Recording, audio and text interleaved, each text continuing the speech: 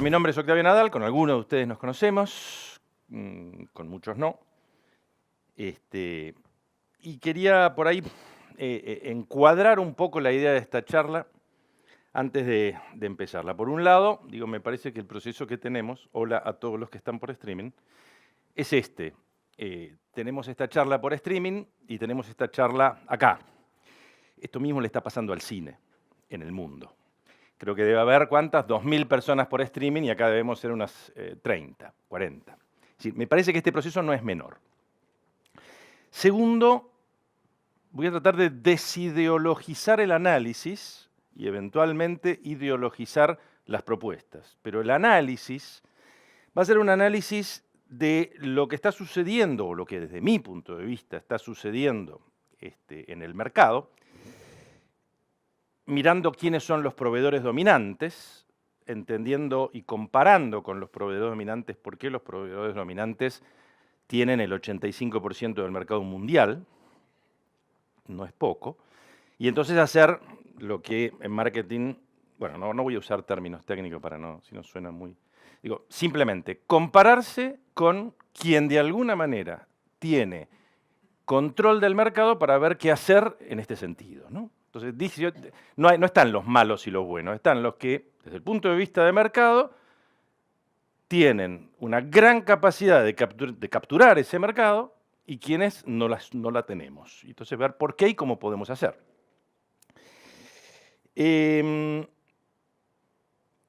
Algunas cosas van a ser quizás un poco teóricas, por ahí decía él, a mí me interesa el tema desde el punto de vista de entenderlo.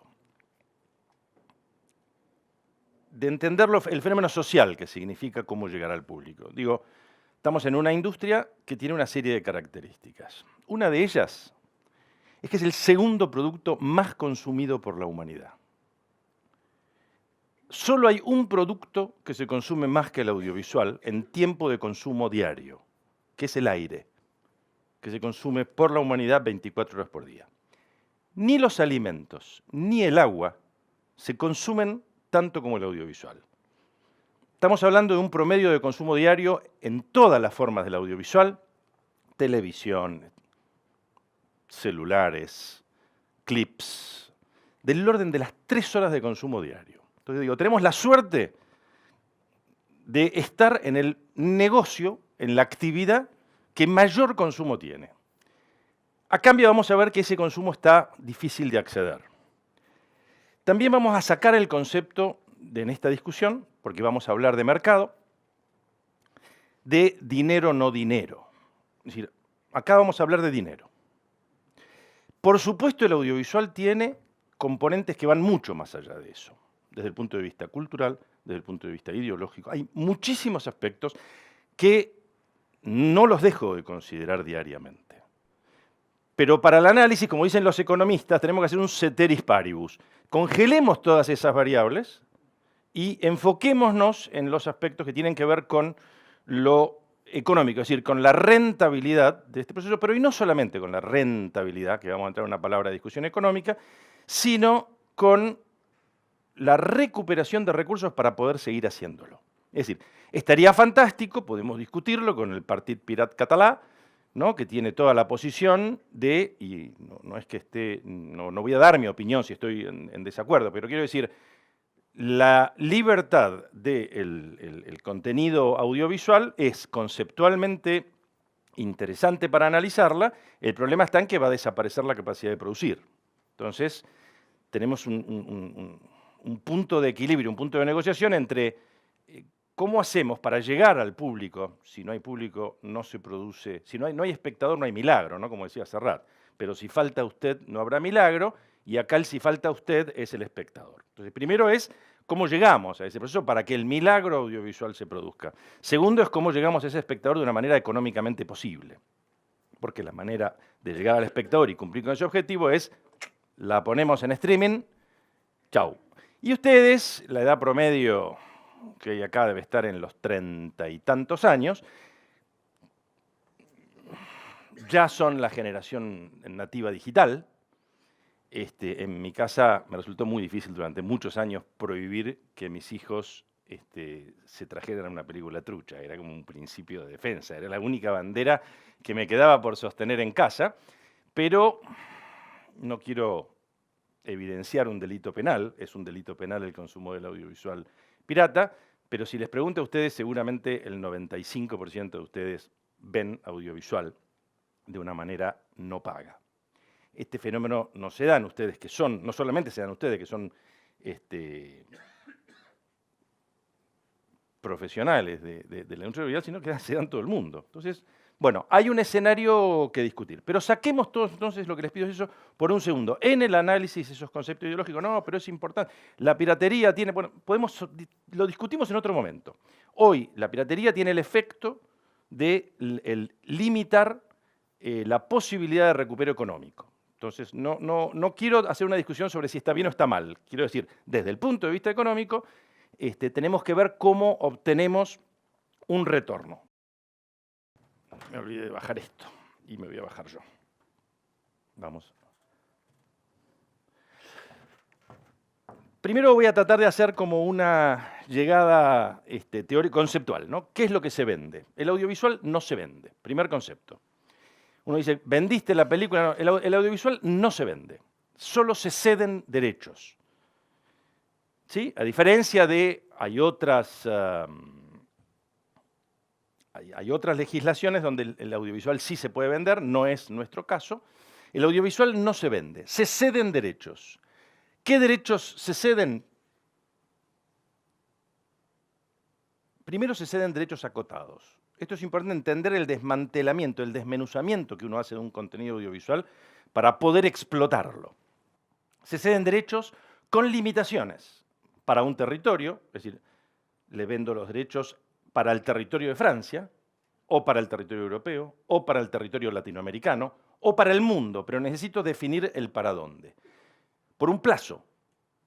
No es toda la vida, no es a perpetuidad, que es un concepto que se usó durante mucho tiempo, básicamente acotarlo al periodo, perdón, ¿qué pasó? ¿Algo pasó? Ahí estamos. O definiendo cantidad de exhibiciones, es decir, no es lo mismo transferirle o cederle los derechos a un canal de televisión para que pase todos los días durante 3 años, con lo cual destruiría el valor de ese contenido. Definir en qué medio va a ser posible esa visualización. Definir en qué idioma. Y digo, vamos a empezar con algunos ejemplos sobre esto, pero si ustedes lo venden, digo venden entre comillas, vamos a usar la palabra vender, ya entendiendo que estamos haciendo un concepto de cesión de derechos, que no hay una transferencia, sino solamente una autorización para. Yo le puedo vender una película a una televisión americana en inglés y a otra en castellano, y son 2 ventas distintas, de 2 canales distintos. Es decir, ahí es donde empiezo, aún en el mismo territorio, aún en el mismo plazo, aún en el mismo medio, podría decir, bueno, vos tenés los derechos solo en inglés, doblado al inglés. Entonces vos te doy la película para que la exhibas doblada al inglés, no otra cosa. Y después voy a un canal en Estados Unidos de habla hispana y le digo, vos tenés derechos solo en la versión original en español. 2 productos, 2 sesiones, 2 limitaciones, optimización de esa venta. Y bajo determinadas condiciones. Es decir, no soy yo, en realidad es el más fuerte quien determina cuáles son esas condiciones, ¿no? Porque uno puede decir, yo quiero imponerte esto, y el otro dice, listo, no te la compro. Entonces, la realidad es que es el más fuerte quien impone las condiciones, pero uno tiene que saber, claro, esas condiciones qué implican y hasta dónde puede negociarlas. Un principio básico es ceder solamente los derechos que el otro va a utilizar. ¿Por qué? Porque lo más fácil para el otro es yo lo quiero, como ponen los americanos. Para el universo, ni siquiera para la Tierra, ni siquiera worldwide, para el universo. Por el máximo tiempo que permita la ley. Para todo medio, como ponen los contratos, que es una frase fantástica, para todo medio creado o por crearse. Y entonces uno le dice, ah, bárbaro, ¿y vos en qué lo vas a usar? No, yo voy a hacer solamente DVD en Estados Unidos. ¿Y para qué me pedís todo el resto entonces? Entonces, tener claro lo que el otro necesita, que el otro no se quede. Les voy a contar una anécdota. Sobre todo las grandes empresas tienen una especie de costumbre. Tienen una matriz, ¿sí? Donde Se quedan con todo. Entonces empiezan a aparecer un montón de derechos como, por ejemplo, los que vamos a ver acá. Los derechos pueden ser derechos de exhibición a una televisión, derechos de comercialización. Cuando me entrega un productor una película a mí, yo no puedo explotarla, solo puedo venderla. Solo puedo venderla. Y después hay un montón de derechos asociados a una película. Por ejemplo, sequel, prequel y remake. ¿Sí? Secuela, precuela y remake. Voy a utilizar muchos términos en inglés, no porque me haga el canchero, lo digo honestamente, sino porque la terminología en la negociación es en inglés, los contratos son en inglés y ustedes puedan preguntar, pero ¿y qué es esto? Entonces, muchas cosas las voy a decir en inglés. No, digo, si quieren, las traduzco en todo caso, en todos los casos que sea necesario. Pero sequel, prequel y remake son conceptos ya. Hablar de remake, nadie habla rehacer. Los derechos de rehacer son los derechos de remake de una película. Habíamos vendido 9 reinas a Sony Picture Classics en Estados Unidos, año 2001. Y contrato de esta medida tenían de todo. Entre otros, tenían una palabrita, tres palabritas que eran sequel, prequel y remake de la película. No la iban a hacer, no la iban a utilizar. Y a alguien se le ocurrió, digo, voy a dar valores, ya la confidencialidad prescribió porque ya pasaron 15 años. Entonces ya la ley no me obliga a confidencialidad, pero la realidad es que Sony pagó $75.000 por esos derechos en ese momento. ¿Sí? Entonces viene Universal Focus, que pertenecía a Universal, y nos plantea una opción por $28.000 para los derechos de remake de la película. El primer planteo fue que no los teníamos, que no nos dimos cuenta, pero los cedimos adentro de un paquete. Con lo cual, hablamos a Estados Unidos y le decimos, nos gustaría que nos devuelvan. Olvídense. Pero la vida tiene los azares, esa suerte de que al año siguiente, en diciembre, El hijo de la novia es nominada al Oscar, una de las películas. Y Sony tenía otra película que no estaba funcionando tan bien como estaba funcionando en las mediciones El hijo de la novia. Entonces yo venía manejando y me llama Dylan Lehner, en aquel momento un pibe muy joven, hoy uno de los capos de Sony, me dice, Michael Barker quiere hablarte. Entonces yo frené el coche porque dije, si Michael Barker me llama a mi celular, porque algo le pasa, digamos, era un tema, freno y le digo, hola, ¿cómo te va? Me dice, tenés algo que me interesa, me dice Michael Barker. Ah, mira vos, digo, ¿en qué puedo ayudarte? Quiero El hijo de la novia. Buenísimo, le digo, vos tenés algo que me interesa. Los derechos de remake. Le digo, no te los cambio, sino yo te accedo a darte la opción de que compres y me devolvés los derechos de remake. Bueno, me dice. Y pagó en aquel, bueno, no importa cuánto pagó, no vamos a entrar en números tanto. Le digo, pero lo que necesito es que me mandes un mail, un fax era en aquel momento, un fax, a la oficina donde aceptás la devolución, mañana lo tenés ahí. Para él era nada. ¿Valor? Cero, no lo iban a usar, era una cosa más, ¿sí? No les voy a contar toda la historia porque es sumamente larga. Hola. Es sumamente larga, pero exactamente 13 meses después de 4 opciones firmadas, negociadas, discutidas, los derechos de remake de 9 reinas se vendieron en $1,5 millones a Warner. Él había pagado 75 por algo que ni siquiera tenía valor. Y a mí me parece el ejemplo más claro de solo ceder lo que el otro necesita, porque nadie sabe cómo sigue la historia. Hay muchos derechos dentro, incluidos en una película. Muchos derechos. Cedan solo aquello que el otro necesita o va a utilizar. Sequel, prequel, remake, derechos de publicación, banda de sonido, toda la parte de productos derivados en lo que fuera, merchandising, marcas. Digo, hoy, la guerra de las galaxias, creo que tiene más valor la marca que cualquier otra cosa asociada a esa película. Entonces, no haber cedido a nadie los derechos de uso de marca creo que fue, bueno, ahora la terminó comprando Disney, se la compró a George Lucas, ¿sí? Pero me parece que ahí no en ninguna de las películas está el valor. El principal valor es el de la marca, el del título.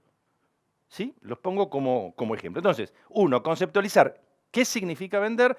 2, cómo limitar y segmentar lo que se va a vender. ¿Sí? Dar solo lo que el otro va a explotar. El otro va a pedir todo por las dudas. Tirar del piolín tanto como uno pueda. Tanto como pueda antes de que se corte. ¿Sí? Territorios. Esto puede ser worldwide, puede ser... Hay que tener cuidado con algunos conceptos de derechos territoriales. Vamos a hacer 2 aclaraciones que me pidieron que hiciera y que me olvidé de hacer. 1, pueden participar cuando quieran, pero lo que les pido es que tengan el tiempo de pedir el micrófono para que la gente que nos está viendo por streaming pueda participar. Por favor, no se olvida y seguimos discutiendo. Tratemos de incorporar de esa manera a los demás. Ya que interrumpiste, te hago yo una pregunta para que no sigas con esto. Vos le cobras la opción, pero ese valor que vos diste de $1.000.000 y pico fue porque la película efectivamente se hizo. O era el precio de la opción también. Vamos en detalle. No. Empezamos con una opción y nos dimos cuenta de que se estaba empezando a producir tal pelea que dijimos acá no hay más opción. Acá hay un right buyout, es decir, venta directa del derecho. ¿Por qué? Porque empezó a subir. Digo, subió de 28 a 400, 400 a 800, 800 a 1.200.000, 1.200.000 a 1,5 millones, con distintos conflictos. Es muy larga, muy divertida, fue una de las experiencias comerciales más lindas de mi vida, que duró 14 meses, con traiciones en el medio, con abogados.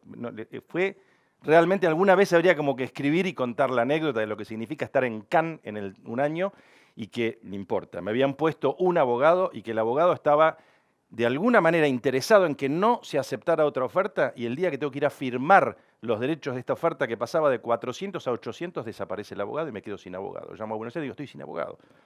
Déjame conseguir un abogado. No puedes firmar, pero pierdo 800 lucas nos están ofreciendo. No pude firmar. No pude firmar. Así de simple. Entonces tenía de 400, había saltado a 800 y me vuelvo con una propuesta de 800 sin abogado para firmar. No importa. Se cae esa opción.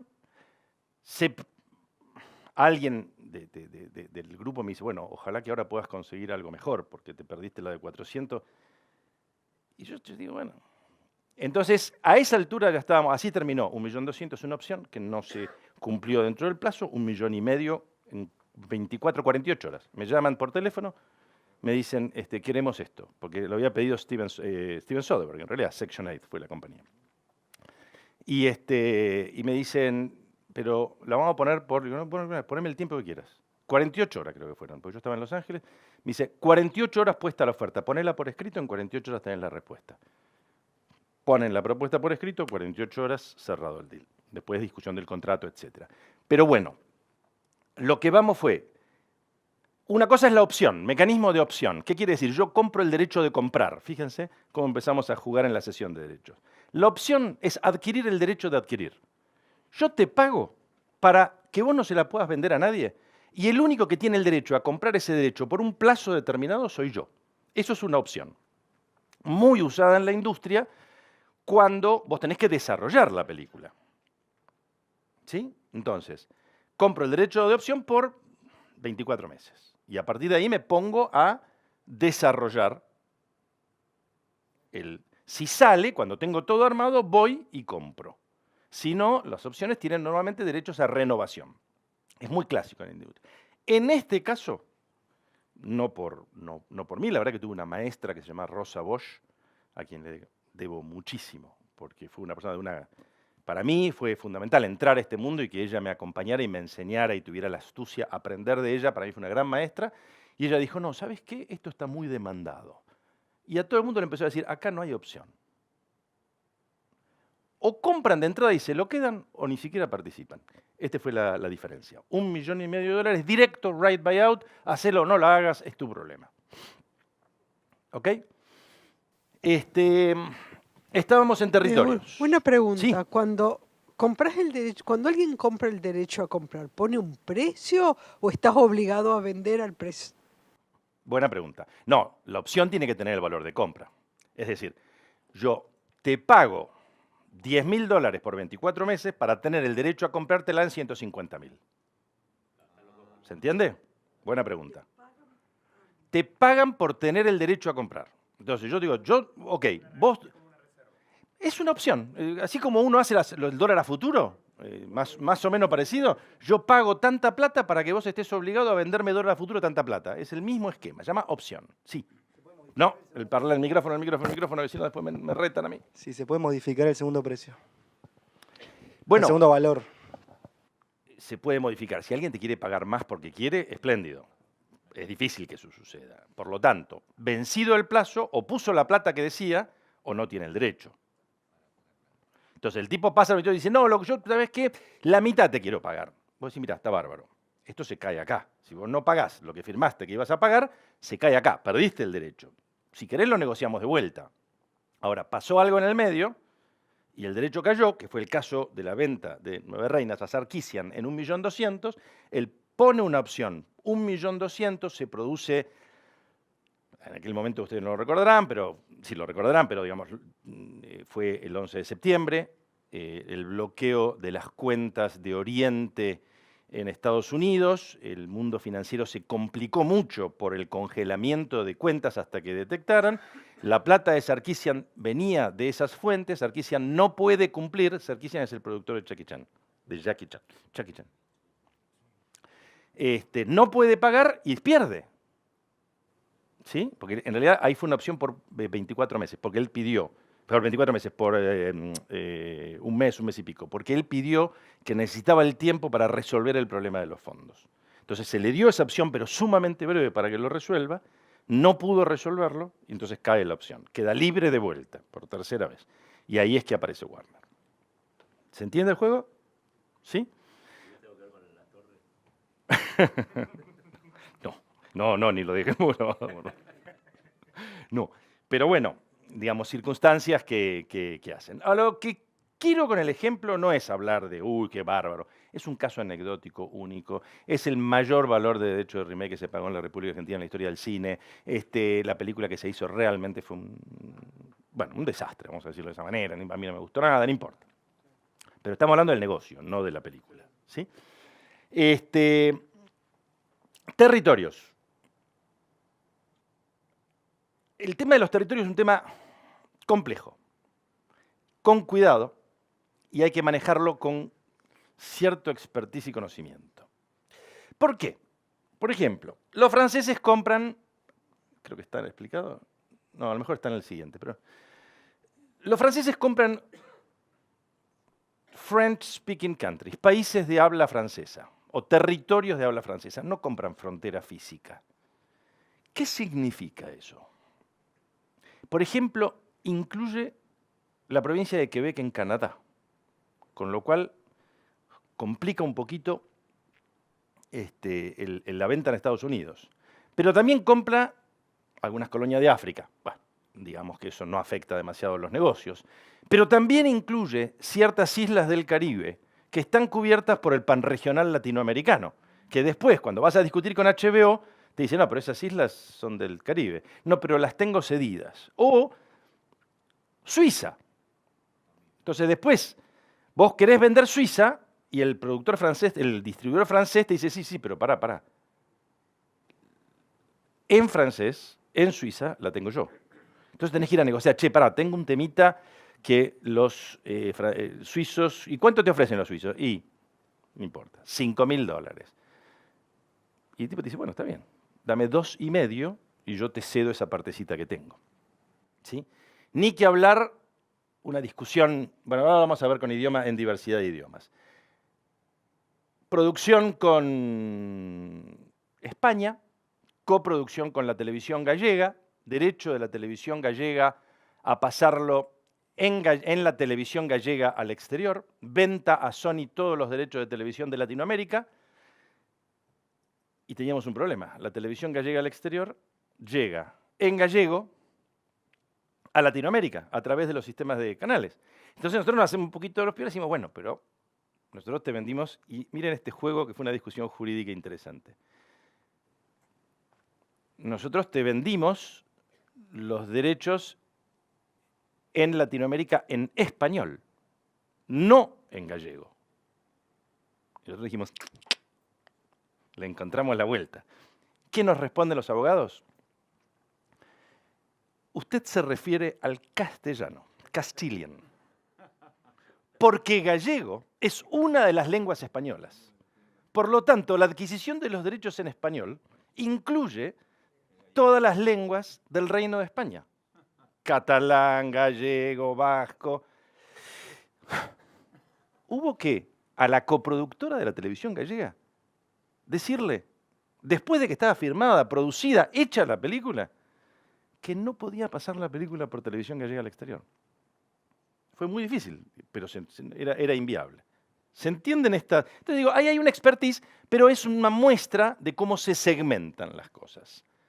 Diversidad de idiomas, las limitaciones de las coproducciones. Un clásico es yo coproduzco con Colombia. Entonces le doy All Rights Colombia a los colombianos, ¿no? Un viejo concepto teórico que existía antes que era los derechos de cada territorio para cada coproductor. Esto era un esquema, ¿no? Entonces, All Rights Colombia, claro, está buenísimo, es minoritario, tiene All Rights Colombia, o sea que tiene Premium TV en Colombia. Ahora vamos a ver cada uno de los segmentos, ¿sí? Cuando trato de vender Premium TV en Latinoamérica, HBO te ofrece $30.000 por Premium TV, por ejemplo. 25, no importa. Entonces vos no tenés los derechos en Colombia. Es decir, no le podés vender los derechos. Por lo tanto, tenés que ir a tu coproductor y decirle, che, está bárbaro, pero devolveme los derechos de Premium TV en Colombia. Y él te dice, dame el 50% de lo que vale la Premium TV. No, pero pará, no te lo doy. Entonces, de nuevo, tengan claro, y esto es, ¿vieron cómo pasamos del 2D al 3D? Bueno, acá empezamos a pasar al ND. Esto es multidimensional en términos de territorio, medio, y hay que tener esa visión de decir, ok, vos sos el coproductor, pero los derechos de Premium TV en Latinoamérica o de cable, todos los derechos de cable, son comunes de la coproducción de las cuales participás exclusivamente en el porcentaje de tu participación como coproductor. ¿Sí? Y por supuesto, ahora vamos a ver cuando entramos y se nos mete en este juego Internet y cómo esto que era muy prolijito antes. Yo les voy a contar en esta historia el cuento de cómo era este negocio. No les puedo contar siquiera cómo es, ni cómo va a ser, porque no tengo la menor idea. Y lo interesante es que en Cannes, después les voy a mostrar algunos ejemplos, creo que hay un problema serio, que nadie tiene la menor idea. Entonces estamos todos tratando de entender cómo esto que estaba ordenadito se nos desordenó y cómo funciona ahora esto. Ahora vamos a hablar de algunos ejemplos. El idioma es una particularidad de la cesión de derechos, si es original, idioma original, o tienen el derecho a doblarlo o no, el derecho a subtitularlo o no. Casos especiales, Latinoamérica con doblaje a neutro, un tema que uno dice, bueno, Latinoamérica tengo todos los derechos, pero hay algunos casos donde no es claramente comprensible y hay que doblarlo a neutro. Suiza, que tiene 3 idiomas oficiales. Puerto Rico, que si va dentro de USA o no va dentro de USA, es un Estado libre asociado de habla castellana, va dentro del territorio americano. Eso implica una limitación para determinados compradores. Algunos, por ejemplo, TNT, Turner, Puerto Rico lo tiene adentro de USA. Pero hay otras señales que Puerto Rico lo tiene dentro de habla hispana, es decir, en Latinoamérica. España con las regionales, el caso de Andorra con el catalán, el caso de Estados Unidos en español, Alemania con el turco, es un fenómeno interesante. Nos vendimos Patrucito a Alemania, la compra para hacer DVD. Yo estoy hablando del pasado, del paleolítico, porque se hacía mucho DVD. Y pagaron mucha plata, pagaron muy buena guita. Y entonces vienen y nos dicen a los 6 meses, mira, queremos ampliar los derechos a turco. Territorio alemán, pero queremos ampliar los derechos a turco. ¿Por qué? Porque hay una comunidad turca muy importante que los señores turcos quieren que sus hijos vean las películas que compran en turco para preservar el idioma. Entonces nosotros decíamos, a ver, ¿qué le puedo cobrar por agregarle turco, pero no el turco en Turquía, el turco en Alemania? Es decir, o me lo compra él o no lo compra nadie. Entonces, la verdad es que no podía cobrarle nada. Y lo que se nos ocurrió en ese momento fue pidámosle que el derecho a turco es que nos dé la banda doblada en turco. De manera tal de poder ir a Turquía a venderle a Turquía una televisión, una película infantil en turco. Entonces, para él era costo cero y beneficio, y para mí, en términos hipotéticos, era el beneficio de tener un idioma adicional y una venta que de otra manera no se hubiera concretado, que tampoco se concretó. Pero no importa, digo. En términos de posibilidad, este es el juego. ¿Sí? Este es el juego. Tuc, tuc, tuc, seguimos.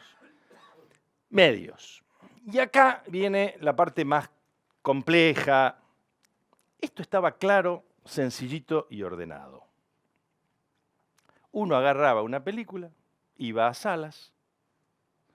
Después de salas, en inglés se habla de theatrical. El derecho es theatrical. Hay un concepto que es paratheatrical.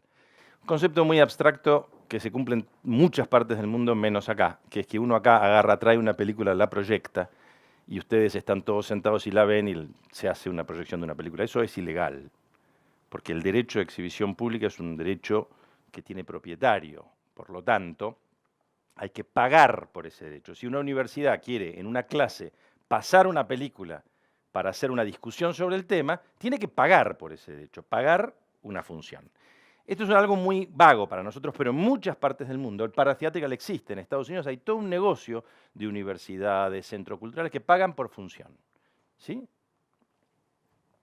Home video, negocio que fue sumamente importante en su momento y que hoy está en vías de extinción, que fue VHS, DVD, Blu-ray. Hoy es un animal en extinción. Broadcast, es decir, distribución abierta, pay-per-view, premium TV, cable básico y free TV, ¿no? Televisión abierta, digo para poner los ejemplos, televisión abierta, cable básico es TCM, ¿sí? Para poner ejemplos que conocemos, premium TV es Movie City, ¿sí? ¿Identifican lo que voy diciendo? Y pay-per-view son las on-demand, lo que ahora es el on-demand, pero que algunos canales satelital inclusive, como era el caso como es el caso de DirecTV, que es un mecanismo on-demand pay-per-view. Y aparece el VOD, el video on demand, que esto tiene que ver con la disponibilidad tecnológica. Básicamente es la tecnología la que determina la forma de llegada. A ver, yo tengo una estructura de capilaridad, ¿cómo llego a la persona final? O empezamos como se empezó allá en 1910, donde la única forma era proyectar esta pantalla. Si querés pasar por esa puerta, tenés que pagar el ticket. Concepto básico del cine. Un día alguien hizo un pequeño cambio histórico y dijo, pará, pero si yo puedo mandarla por televisión. Entonces todo el mundo dijo, murió el cine. Y no murió. No solo no murió, sino que rápidamente el negocio de la televisión formó parte del negocio del cine. Solo para ver esto conceptualmente. ¿Qué vende la televisión? ¿Qué le vende a quién la televisión? No vende publicidad, le vende ojos a las empresas con la excusa de ponerte. Entonces, básicamente lo que modificaron es quién paga qué cosa. Antes, el que quería ver, el que ponía los ojos pagaba. Ahora, en realidad, alguien le vende los ojos de ustedes a un tercero. Te vendo ojos, ¿sí? Y con ese dinero compro el derecho. Va cambiando el concepto de la comercialización, ¿sí? 1972 aparece HBO. Sonamos, desapareció el cine. 1974, HBO había sido integrado por los estudios como parte fundamental del desarrollo de negocio. 1980, aparece el VHS, sonamos, murió el cine. En 3 años, la industria del video, del home video, se convierte para muchas películas en el principal de los ingresos. Mejora la tecnología, DVD, Blu-ray, empieza a aumentar el caño que llega a casa. Algunos de ustedes se acordarán, cuando por el cable telefónico solo pasaban 64 kilobits, que estaba el modo ese que hacía... ¿Sí? Bárbaro. Eso no permitía pasar nada, era un cañito así. Poco a poco ponen el coaxil y lo agrandan. mejoran las tecnologías de modulación, ADSL, y lo agrandan. Ya está en muchas partes disponible, acá todavía no, lo que es FTH, Fiber to the Home. Cómo llegar con la fibra óptica hasta el domicilio. Es decir, les han puesto una tubería de esta medida para llegar con lo que quieran. Eso va determinando el modelo de consumo. Es decir, es la capacidad de llegar a la gente, qué es lo que yo puedo vender. Entonces, ahí, cuando yo tengo un caño, aparece Internet como el proveedor de video on demand. Vamos a analizar el caso Netflix y el caso Blockbuster. Blockbuster, Home Video, su negocio era real estate, eran los bienes, ¿sí? Y tenía esos impresionantes locales en todas partes del mundo con estacionamiento. ¿Se acuerdan del Blockbuster cómo era?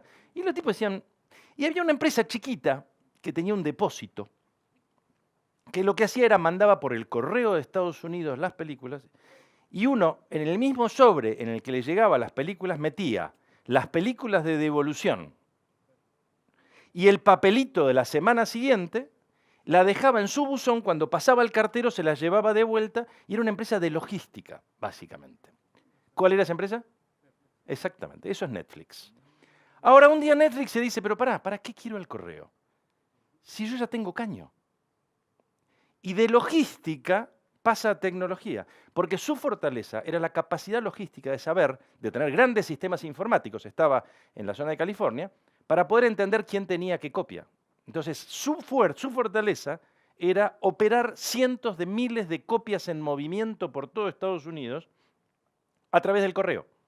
Ahora, un día le pusieron un caño y dijo, es como, encontraron, como las vacas cuando lo trajeron los españoles a la Pampa, empezaron a reproducirse porque las pusieron en el ámbito perfecto.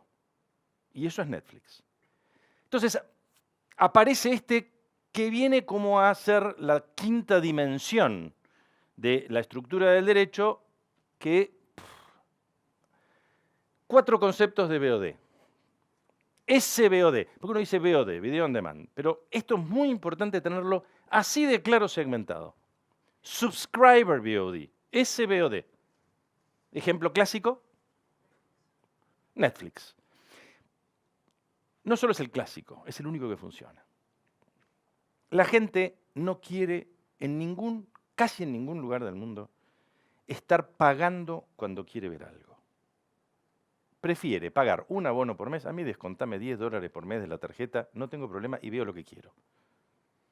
Eso de que quiero ver una película, entonces tengo que poner la tarjeta, me descuentan tanto, cada vez, que es el Transactional VOD. ¿Sí? TVOD. Normalmente SVOD, Subscriber VOD, es en exclusividad y con determinados territorios. ¿Sí? Cuando compra Netflix. Transactional VOD normalmente es sin exclusividad. Salvo Amazon, diría. Hay algunos otros también. No representa, pero ni el 2% de la masa de negocio que representa el VOD. AVOD. AVOD es absolutamente el futuro por donde se va a visualizar audiovisual. ¿Por qué? Porque el caño va a ser tan grande. Hay una diferencia, voy a dar nombres, entre lo que llaman linear y non-linear. Sistemas lineales, donde el otro programa y dice cuándo pone qué cosa. La televisión. Es un sistema lineal. Y los no lineales es yo veo lo que yo quiero cuando quiero a la hora que quiero. Lo que dejó de funcionar son los sistemas lineales, ahora funcionan los sistemas no lineales. Dejó de funcionar en términos de, a mí, ver una serie los jueves a las 8, ustedes no lo van a recordar, a lo mejor algunos sí, pero hubo series en todas partes del mundo. Pero acá en Argentina, como era Poliladron, que los martes a la noche la ciudad se paraba, porque la gente salía antes del trabajo porque tenía que ver el capítulo siguiente de Poliladron. Pero era los martes a las, no me acuerdo, 8:30 o algo por el estilo. A las 9 eran los martes a las 9. La ciudad caía el tráfico, la gente salía más rápido del trabajo, tenía que estar en la casa antes. Bueno, eso ya hoy es parte del imaginario, parte del pasado. Y esa es la diferencia entre lineales y no lineales. ¿Sí? Y esto es lo que permite el VOD aparecer como fuerte. Y el AVOD va a ser el modelo que va a reemplazar a la televisión. Es el mismo esquema, como es, ejemplo típico, YouTube. Te paso un avisito al principio, bancate el avisito, después ves lo que querés. ¿Sí? Eso es A, B o D. Perdón, con la opción tipo Spotify, que si no querés publicidad puedes pagar. Bueno, Eso no existe en YouTube todavía. todavía no hay claro. esa implementación. Todavía no hay. Spotify es casualmente, es muy interesante ver lo que pasa con el audio, porque en la historia la diferencia entre el audio y el audiovisual es el ancho de banda. Por lo tanto, la limitante es la diferencia de la tecnología. Si la diferencia es tecnología, significa la diferencia es tiempo. Quiere decir, lo que veamos en audio, lo vamos a ver un poco más tarde en audiovisual. Casi siempre se dio esto. Salvo un caso, que es que los músicos que perdieron la posibilidad de ganar dinero han vuelto hacia atrás a hacer recitales y el negocio ha vuelto a convertirse en ser recitales. El único problema es que en cine el en vivo se llama teatro y es otro negocio. ¿Sí? Es decir, no hay vuelta atrás en este esquema para el audiovisual. Sí, Con el tema de las publicidades en YouTube, sí. que yo pase, o sea, saque la publicidad o que use, por ejemplo, AdBlock para que no me aparezcan al principio de los videos, ¿eso bloquea la posibilidad de que YouTube gane plata con eso? No lo creo. O por ahí No lo creo. la mayoría de la gente por ahí no lo saca o no usa AdBlock. Salteaste, ¿viste que te ponen un mínimo de tiempo? Te dicen, tiene tantos segundos, pero una partecita te la comiste. Entonces ya con eso debe ser un doble pago. No sé, yo no lo conozco el detalle, pero yo si fuera a YouTube te diría, si la ven completa te pago el doble, si la ven por un pedacito nada más te pago menos. ¿Sí? Porque es como tráiler. Entonces vas a tener que hacer publicidades que en los primeros segundos contengan el concepto, como para que o la ves completa o te quedás solo con el concepto. Pero va a haber que diseñar para esto. Digo, este entendimiento de la realidad nos modifica cómo tenemos que hacer las cosas, porque el uso es distinto. ¿Sí? Claro. ¿Puedo un segundo? Se fue el cono. ¿Cómo? Ahí, Sí, claro. Bueno, a ver, un spot televisivo básicamente va a durar eso, por lo tanto, ¿sí? Si son 15 segundos, bien. Ahora, si te piden que estés 45 segundos mirando, es otro precio, qué sé yo. Les voy a contar una anécdota para que vean cómo, por eso digo, a mí me gusta mucho estudiar ese pasado porque se encuentran los British Telecom en los años 80 había puesto este concepto, que en tu casa vos levantabas el teléfono y en lugar de escuchar tono, escuchabas un aviso. Y si aceptabas esa modalidad, no pagabas por el teléfono. O sea que ese mismo concepto es el que hoy vemos aplicado en YouTube. ¿Sí? Y la verdad que estaba bien, porque si vos hoy terminás pagando 100 pesos por mes, digo, no sé por qué no, se perdió eso, por alguna razón se perdió, pero 100 pesos por mes es lo que vos dejás de pagar, 100 pesos por mes, que es lo que vale un teléfono fijo, a cambio de que cada vez que levantás el teléfono te ponen una publicidad, que la tenés que escuchar completa sí o sí, porque si no, no viene el tono para marcar, no está mal, digo. ¿Sí? Digo, esos conceptos, si uno va mirando el universo cómo evoluciona, va a poder prever, y siempre digo lo mismo, si un tenista sigue la pelota para saber dónde tiene que poner la raqueta, pierde. El tenista tiene que ver cuando salió la pelota, en función de su experiencia, saber dónde va a estar la pelota. Acá pasa lo mismo. Cuando empezamos un proyecto, tenemos que ver dónde vamos a estar dentro de 2 años o qué va a pasar de acá a 4. No tenemos que hay un error muy convencional que es seguir produciendo bajo el concepto del hoy. ¿Y saben lo que pasa? Lo que está pasando, que cuando llega el momento, el escenario es otro. Entonces hay que entender la dinámica de los procesos para poder entender dónde ir a buscar la pelota. ¿Sí? FreeVOD, el caso, bueno, ahí lo tengo que actualizar porque dice Odeón, y no se llama Odeón, se llama Cinear no sé cuánto, y entonces están todos, se enojan mucho cada vez que decís Odeón, te retan, porque quieren hacer una campaña muy fuerte de cambio de nombre, pero Odeón es el caso Free. Ahora la pregunta es, ¿quién paga? No quiero entrar en esta discusión, porque queda grabada, pero es una discusión sobre quién tiene los derechos para emitir en Odeón. Y esto es otra discusión que la podemos tener en otro momento. Digo, hay una discusión teórica ahí que es el subsidio, el concepto de subsidio, entiende que no existe contraprestación. Si no, no es subsidio. Con lo cual, la sola idea de que el instituto se quede con un derecho le está cancelando el concepto de subsidio. Es un error que está cometiendo jurídicamente. Le está cancelando el concepto de subsidio. ¿Se entiende lo que digo? Al cancelar el concepto de subsidio va a tener un problema, o puede tener un problema, que es que la ley dice que es subsidio y que con el 50% del fondo se puede aplicar, se dan subsidios, pero si está quedándose con derechos, deja de ser subsidio, por lo tanto está usando el otro 50%. El 50% para subsidios no lo está utilizando. Es un juego jurídico lo que estoy haciendo. ¿Eh? Hay una cosa ahí que va a haber que discutir un poquito más en serio, ¿no? Por eso, que lo compren a $1 es lo que yo digo. Que lo compren a $1. No sé, pero no así, porque hay un error jurídico en lo que se está haciendo. ¿Sí? Que te hagan firmar, que además te dan $1 y te lo dan y vos decís, lo recibo. No me importa el valor, nadie determina el valor, pero es el concepto por el cual se apropian de un derecho en contraprestación de un subsidio. Hay un error conceptual, no hay contraprestación en el subsidio. ¿Sí? Que lo compren por $1, lo que le digo. A ver, discutamos cuánto, pero cómprenlo en $1. No sembremos a futuro un problema que algún día alguien lo va a aplicar mal. Digo, estamos sembrando un concepto, para mí, pero no soy abogado, digo, que lo discutan los abogados. Sí. Sí, acá. Medio como que ya empezaste a responder un poco la pregunta para el lado del que iba, pero la pregunta es, en el caso de que hay varios medios híbridos de on demand, como por ejemplo puede ser YouTube, que hay forma, creo que se llama RedTube. No, RedTube es No, porno. RedTube es otra el cosa. que no te escuche es otra Macri cosa. porque te va a cancelar también la... Por favor que no salga Sí, al aire esto. sí, no, YouTube Red, sí. me parece que se llama, ¿no? Ujú. En donde vos estás pagando por cada video que ves, o por ejemplo en Odeon, creo que hace poco instalaron una forma en la que vos podés llegar a ver películas que están en exhibición en este momento y vos pagás, que sería la lógica del Transactional On Demand. Sí. En el caso de esos híbridos, ¿cómo funcionaría la cosa? Y si esta distinción que hacemos entre los on-demand se muestran en el régimen tributario, y eso lleva a la siguiente pregunta, que sería ¿cómo funciona el régimen tributario? Digo, no sé si tienen mañana, pero nos reunimos mañana para seguir con esto.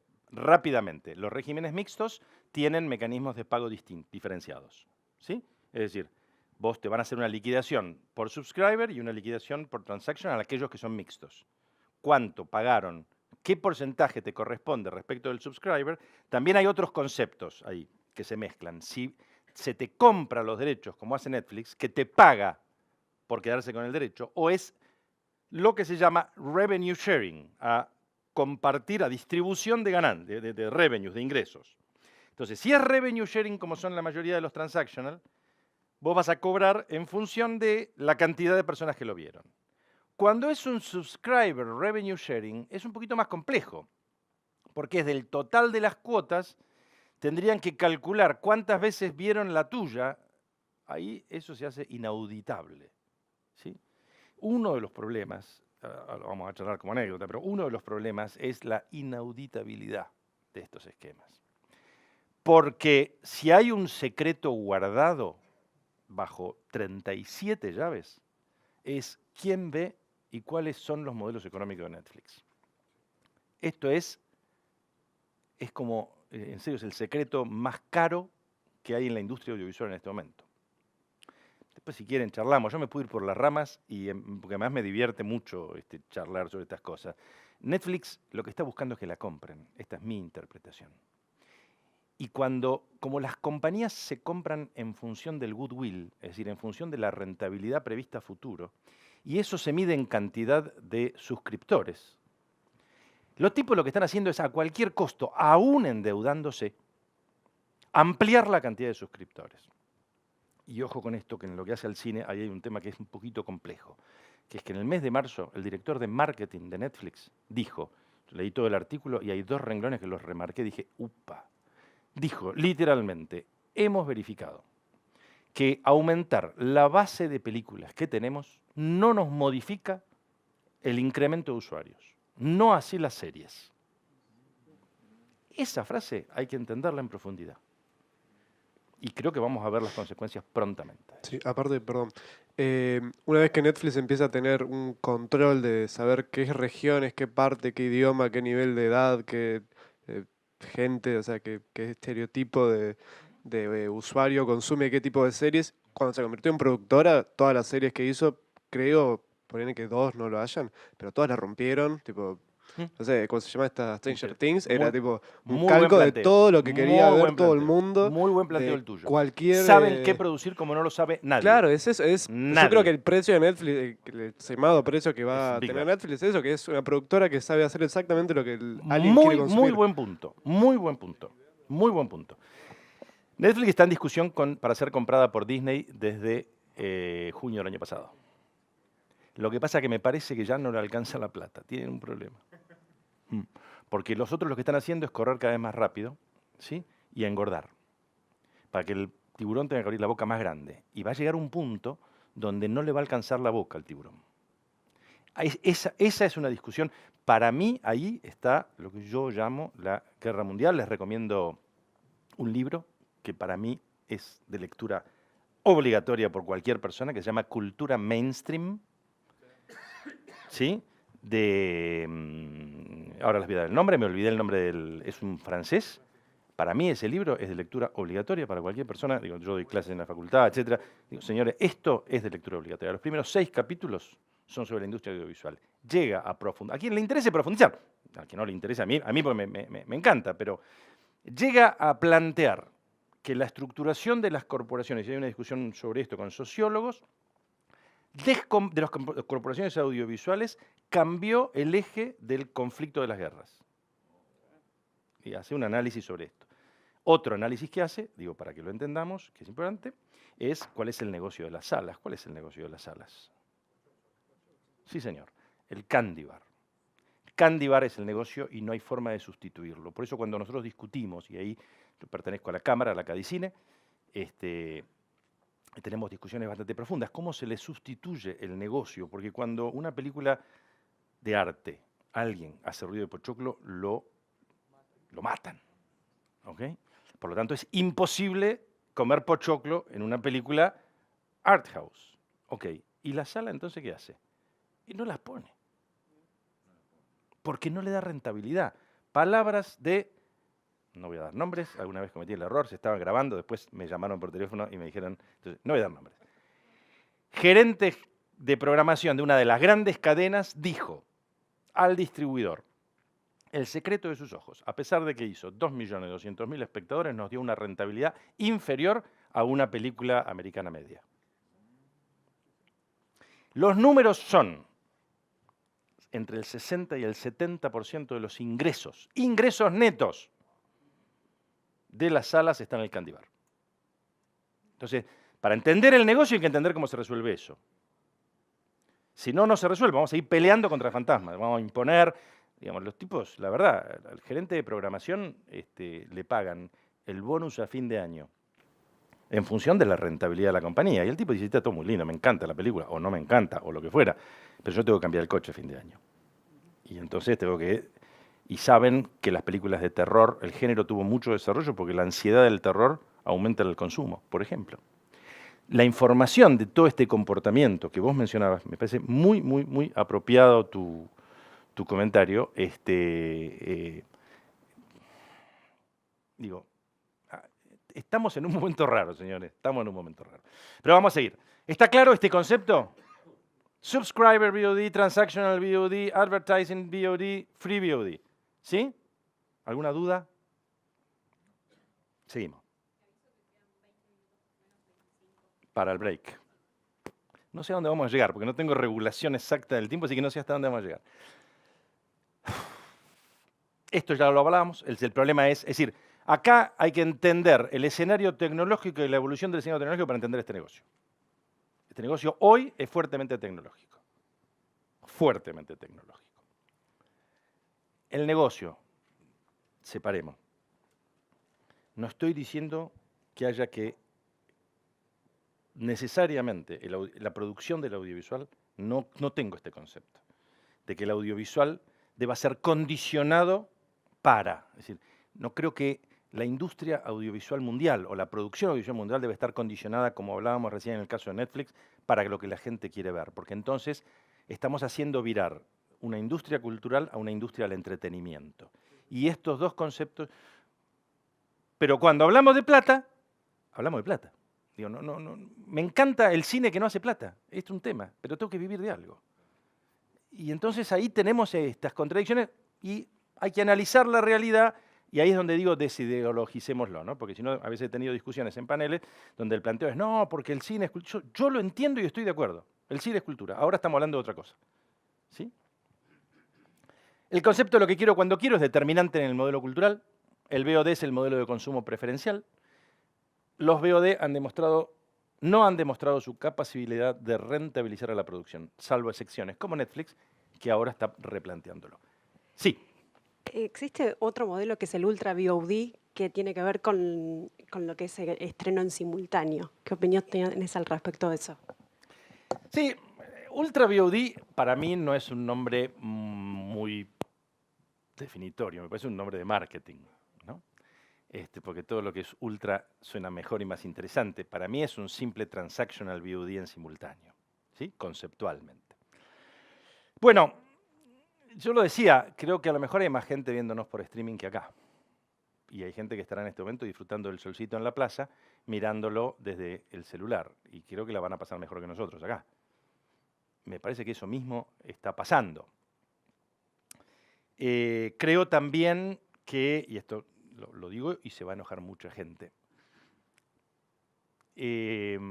las salas, la gente ha empezado a sustituir en sus proyectores, en sus cañones, en sus casas, todo el cine VOD, todo el cine 2D intimista, y ha dejado o se ha aumentado en el consumo en el mundo del cine efectista en las salas. Entonces, creo que la simultaneidad afecta, para responder a tu pregunta específicamente, a ese cine, al cine 2D intimista, creo que lo afecta, creo que la simultaneidad no lo va a hacer viable. Creo que no va a ser tan impactante sobre el negocio del 3D, etc. Creo que hay players, hay jugadores en el medio, como son las salas, que están en una guerra a muerte. Léanse los artículos entre el presidente de la Asociación Americana de Distribuidores de Exhibidores Cinematográficos y Netflix. Es una guerra de chicanas uno versus el otro. Esto pueden googlearlo. Es decir, creo que eso es una especie de campo de batalla comercial. ¿Sí? Va a afectar, como siempre sucede con toda guerra, algunos son damnificados y algunos son beneficiados con ese proceso.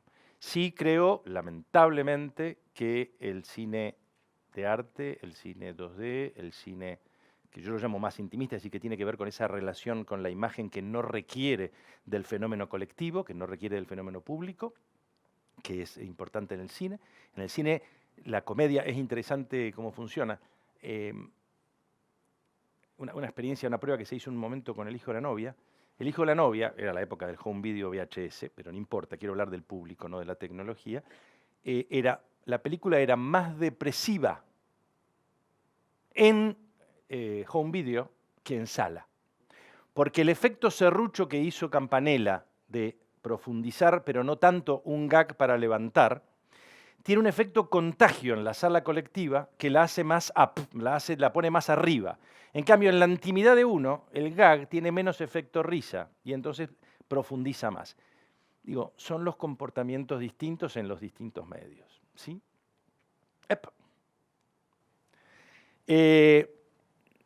Esta es una lectura mía, pero no solo mía, digo, no soy quien para decir nada, no importa.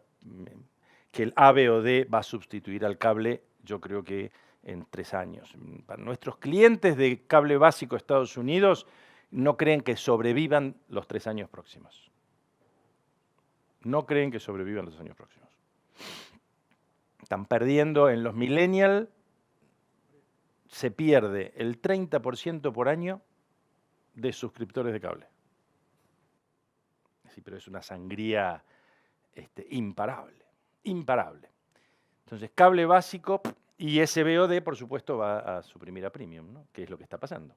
A ver, ¿quién ve? Levántenme la mano, vamos a hacer una estadística rápida, que las estadísticas hay que tener cuidado, como digo siempre. Porque si uno come un pollo entero y otro lo mira desde la ventana, las estadísticas dicen que se comen medio pollo por persona. Entonces hay que tener cuidado con los números. ¿Cuántos de ustedes pagan premium en el cable? 1. Muy bien. 2, 3. Está bien, es un número que corresponde a la... ¿Cuántos tienen Netflix? Cable básico, SVOD sustituye a premium. Digo, es inevitable que así sea. ¿Sí? Seguimos. Cronograma de medios. Esto era tan lindo cuando yo empecé a trabajar en esto. Era tan fácil, tan ordenadito, no se peleaba nadie con nadie. Las películas... Sí, Hola, ¿aló? ¿Se escucha? Sí. No, un poco para seguir con esto del VOD y los estrenos, antes de la pausa, quería saber, vos que estuviste en Cannes, ¿qué opinión te merece lo que discutió Pedro Almodóvar, Will Smith, con respecto a los estrenos, ¿no? De la nueva regla que hay el año que viene? Y que eso yo siento que es siempre un precedente, ¿no? En defensa de las exhibiciones. ¿Y qué sentiste vos en Cannes? ¿Qué pensaban los distribuidores, las exhibiciones con esto? A mí me parece, más allá de la posición de Almodóvar, que es la punta del iceberg de una discusión mucho más profunda. Netflix va a Cannes a tocarle la oreja a la industria cinematográfica, claramente. 2 películas, yo fui a ver una de ellas, para entender cuál era el ejemplo. La verdad que la película era difícil de entender también porque estaba en Cannes. Pero la película tiene 5 actores para el póster. ¿Cómo es el modelo? ¿Sí? Dustin Hoffman, Emma Thompson, ay, no me salen los 2 nombres de los 2 que hacen los 2 hijos. Bueno, nada, búsquenlo. Listo. 5 caras, Adam Sandler y el que hizo Locos por Mary, y Ben Stiller. 5 caras, un póster, un clic. ¿Queda claro esto? ¿Cómo se elige la película en Netflix? Es eso. ¿Sí? La película, la comedia americana, bla, bla, bla. Pero tiene 5 caras, un póster, un clic. Y el planteo fue complejo. Primero, ¿por qué lo eligió Cannes? No quiero entrar, yo no sé por qué lo eligieron. Pero bueno, vino con 2 películas en competición, 2, a decir, estas películas no van a sala. La asociación de productores, porque lo que diga Almodóvar está muy bien, es muy importante, pero es la opinión de una persona. La pregunta es qué opina la industria. Y la asociación de exhibidores le dijo a Cannes que no iba a aceptarlo y que iba a sacarle el apoyo. Por eso tuvieron que modificar la norma. Modificaron la norma de Cannes con la obligación de quienes están en competencia deben ser estrenados. Ahora, ¿sabes lo que me pasa a mí? Cuando hay una reglamentación que empiece a impedirlo, es porque tenés que empezar a contener una avalancha que ya no sabés cómo contener. Me parece que es la muestra. Es la primera vez que se evidencia que tiene un síntoma este conflicto, un síntoma tan claro. Modificar la reglamentación de Cannes obligando a la distribución. Ahora pregunto, siguiente jugada de Netflix, yo Netflix, me inscribo, firmo una affidavit, ¿sí? Compito, gano y después no la estreno. ¿Qué me van a sacar la palma de oro? Van a venir a casa y decir, me tenés que devolver la palma. A mí me parece que es un síntoma de un conflicto, ¿sí? De una industria que, repito, estamos hablando de mucho, mucho, mucho dinero y mucho poder. ¿Pero qué pasó en Cannes? Mira, este lo traje porque si me preguntaban números, como no me acuerdo de los números, están todos los números. La revista Infocus, esta es una publicación del Observatorio Audiovisual Europeo, lo banca la Euromedia, lo entregan todos los años, yo tengo la colección, en los últimos 17 años tengo la colección 1 por 1, porque me permite entender números, qué es lo que pasa, cuando me dicen, no, porque ¿cuántas salas tiene Colombia? Yo cometí un error, decía un número en Colombia, vine acá, miré, no, lo corrijo, están los números, que de acá saqué una. Pero 3 cosas de esto. Contratapa. Dice, ¿Is VOD growing the film pie? ¿Está haciendo crecer la torta del negocio? Panel. Primeras 3 hojas del Focus de este año. Títulos. Espera que me tengo que poner el anteojo. ¿Dónde están los anteojos? Bueno, acá está.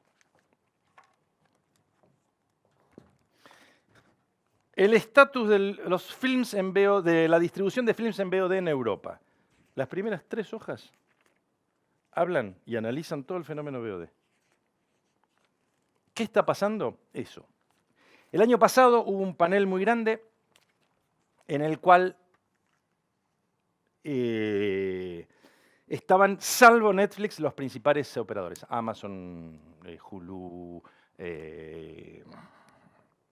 Había 4 o 5 de los principales mundiales. 400 personas en el panel. No le tiraron tomates y no los chiflaron porque no se podía poner razón ética, básicamente. El nivel de agresividad que había de la industria hacia los operadores diciendo, un tipo les gritaba, muestren los números, le gritaba. Y decía, no, bueno, los números los saben nuestros clientes. Y le gritaban, ¿sabes lo que es la gente? 400 personas gritándole, muestren los números. Y un tipo hizo el análisis que yo usé hace un ratito. Dice, él empezó en 1972. 1972, HBO. A los 2 años HBO era parte integrante del negocio. 1980 y pico, Home Video. A los 2 años Home Video era parte del negocio. 2005 VOD, hace 12 años, todavía nadie vio un mango. Entonces ahí es como algo que no se integró a la industria y que forma parte de ese conflicto. Si Disney compra Netflix, puede que las cosas cambien y vuelvan a otro cauce. No lo sé, pero que es absolutamente el punto de discusión. Es el punto de discusión del audiovisual. Cannes estaba impregnada en los paneles, impregnada esta discusión. ¿Sí? Responde más o menos a tu... No tengo la respuesta, si me va a preguntar qué va a pasar, no lo sé. Y bueno, yo personalmente creo que es inevitable. Entonces la pregunta... Bueno, no va a estar acá, pero yo creo que tenemos que cambiar. Yo estoy tratando de cambiar el esquema, porque la verdad que nuestro negocio no funciona más, nuestro negocio. Eso de ir a ver si encontramos un distribuidor francés que nos compre los derechos para Francia, porque la verdad que ya en Francia es bastante difícil venderlo. Entonces, y nos aparecen en todos los mercados 50 compradores de plataforma de transactional VOD en partes tan distintas como China. Y entonces creo que nosotros tenemos que cambiar la estructura y pensar cómo, y estoy tratando de desarrollarlo eso, ¿cómo hacemos? ¿Sabes cuál es uno de los problemas? La transferencia internacional bancaria cuesta $45. Cuando te tienen que hacer liquidaciones mensuales de $72, el negocio se lo quedan los bancos. ¿Okay? Entonces, para mí, si me preguntás una opinión personal, ¿a dónde creo que hay que encontrar la vuelta? A lo que yo llamo múltiples transacciones mínimas.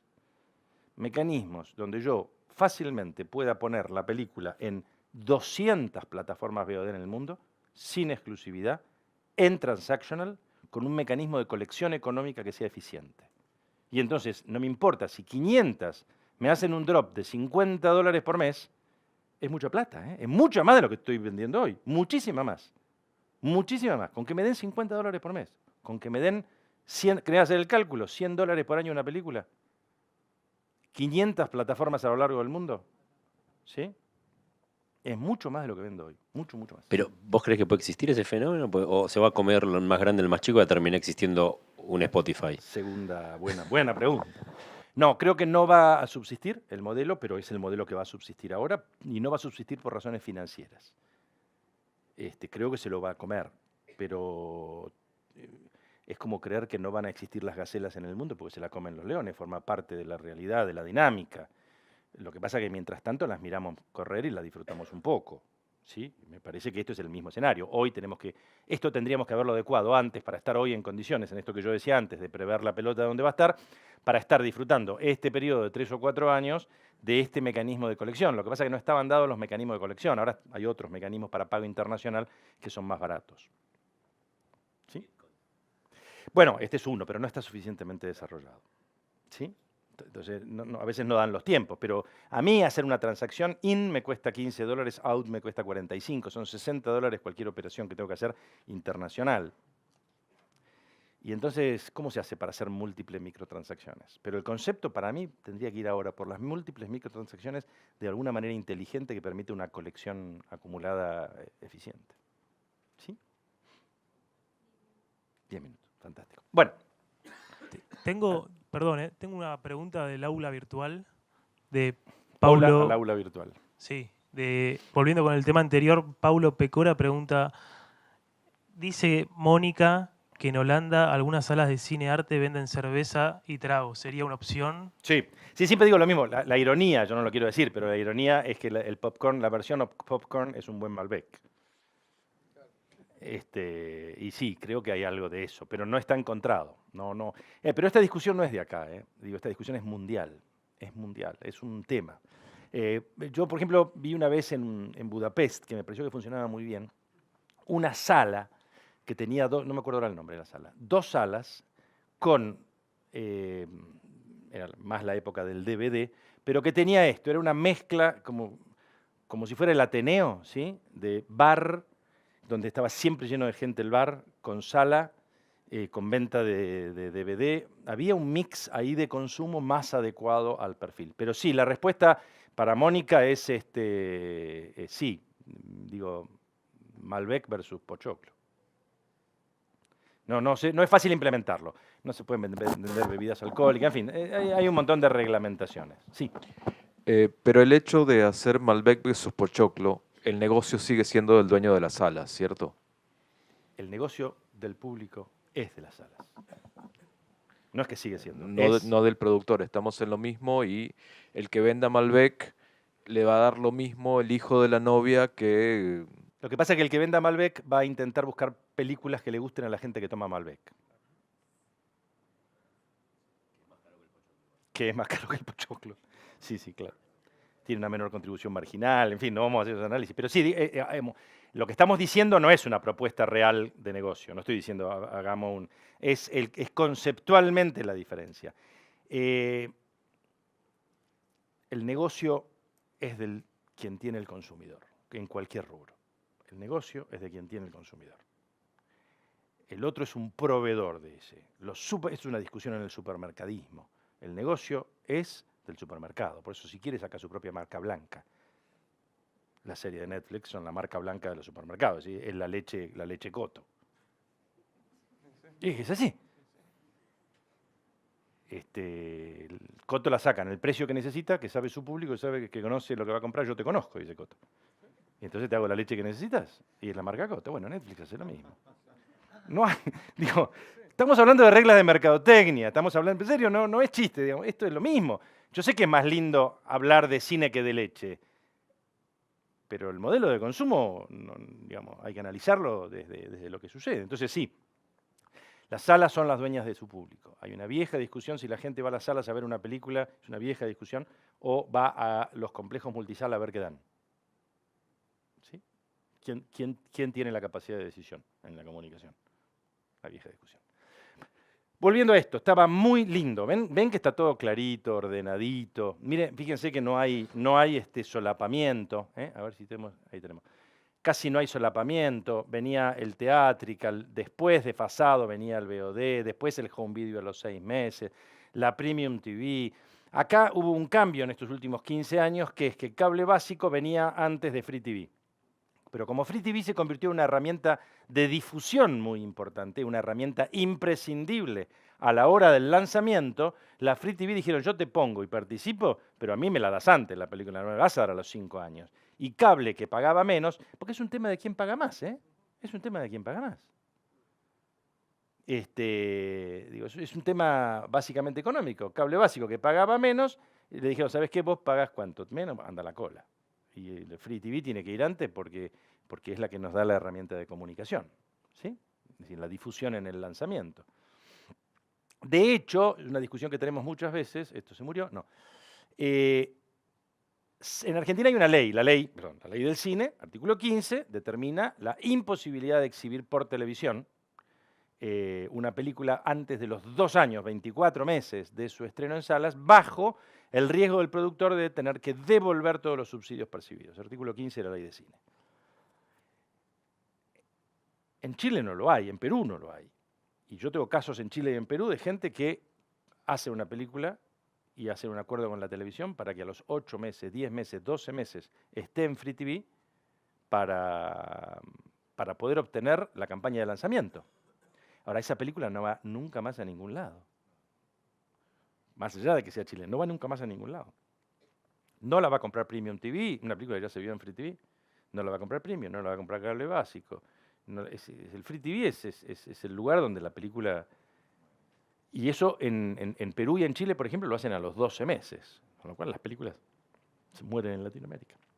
Bueno, esto estaba así, prolijito, ordenadito. Las peleas eran cada 5 años, se discutían los lugares entre este y este. Premium TV tenía su negocio básicamente armado. Todo lo que era el home video, todo lo que era el home video duraba, eran 5 años, era fantástico. Hoy aparecen otros modelos, ¿no? Que es el transaction en simultáneo. Aparece, y acá, ¿ven que dice exclusivo y no exclusivo? ¿Sí? ¿Ven que Premium TV pide exclusivo y Subscribe VOD pide exclusivo? ¿Qué quiere decir eso? Que son incompatibles. O uno u otro. Y cuando es o uno u otro, empieza la guerra. Acá, en este lugar, exactamente, está la guerra por el negocio audiovisual. Acá. En este punto está la guerra. Teatrical, hagan lo que quieran, 6 meses. Queremos transactional. Bueno, ahora empieza la guerra acá. La guerra se trasladó acá con esto de Netflix, estrenamos, no estrenamos. ¿Sí?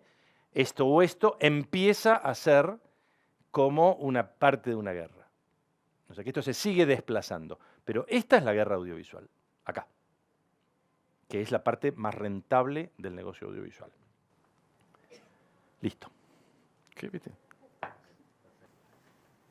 ¿Nada? O dije mucho o no. Bueno. Tomamos un café.